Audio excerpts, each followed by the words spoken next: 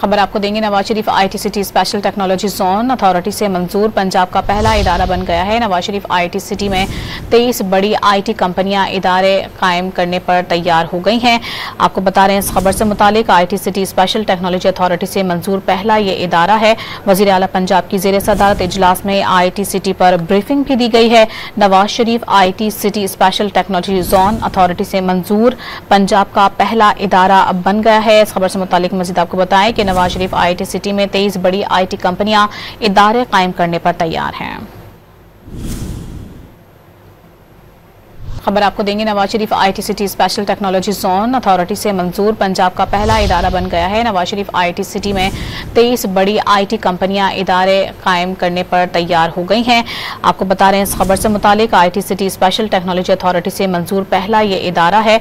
वजीर आला पंजाब की जेर सदारत इजलास में आईटी सिटी पर ब्रीफिंग भी दी गई है। Nawaz Sharif IT city special technology zone authority से मंजूर पंजाब का पहला इदारा बन गया है। इस खबर से मुतालिक मजीद आपको बताएं कि नवाज शरीफ आईटी सिटी में 23 बड़ी आईटी कंपनियां इदारे कायम करने पर तैयार हैं।